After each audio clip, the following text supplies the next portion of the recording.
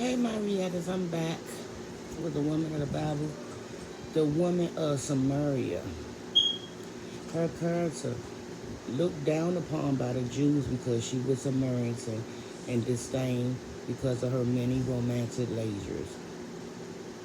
She would not have been most people's first choice to advance the gossip in the region where it had not been yet heard. Her sorrows, who had lived in a way that probably regulated her to the margins of her society. Her joy that Jesus broke through barriers of culture, race, and religion in order to reveal himself to her. Her story. Every day the woman carried her water jugs to the Jacob well just outside Skychar, a town midway between Jerusalem and Nazareth. Even though it was the hottest time of the day, she preferred it to the she preferred it to the evening hours when the other woman gathered.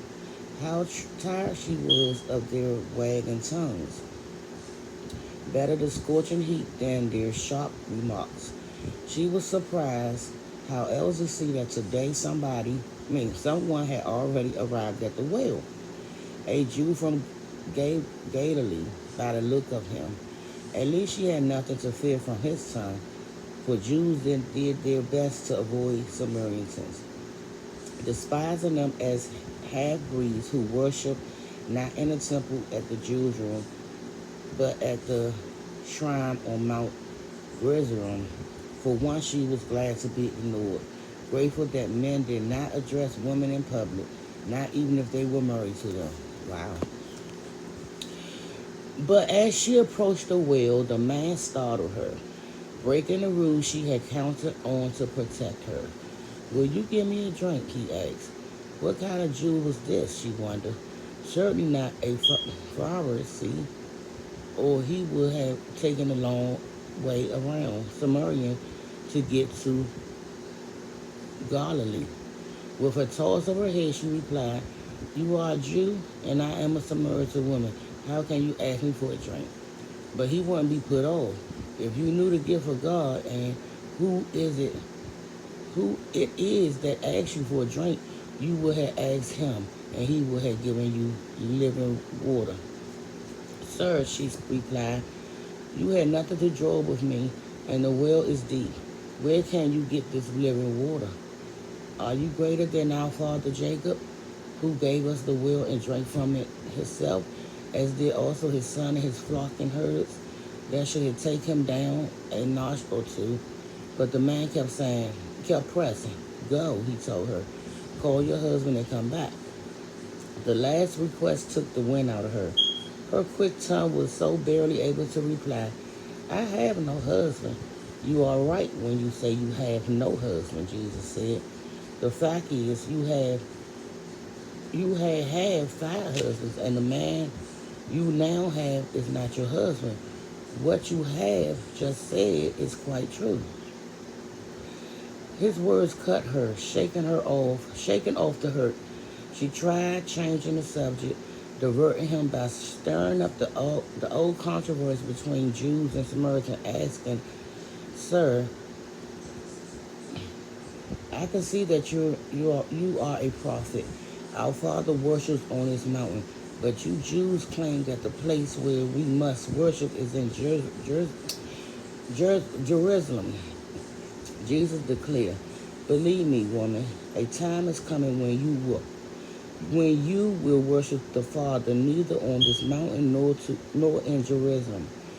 You Samaritan worship that you do not know.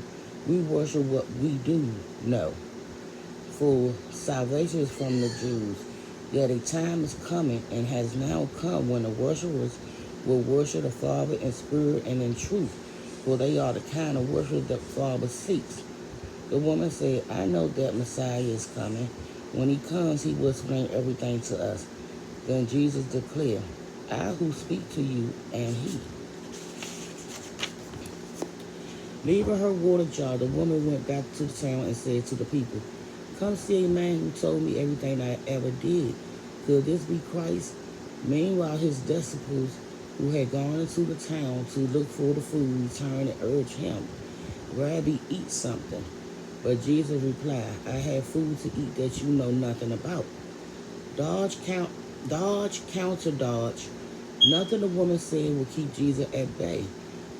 He kept pressing beneath the surface, inviting her to a deeper understanding, him and her, and by revealing his knowledge of the most intimate details of her life. Overwhelmed, she finally admitted the truth, and when she did, Jesus startled her with a revelation about himself. He admitted, for the first time, that he was the Messiah, though he hadn't known it. She had been conversing with her Savior. Jesus had arrived at the wheel, thirsty, hungry, and tired from the journey north to Galilee, but, but by the time his disciples returned from their shopping trip in Sychar, he seemed refreshed and restored,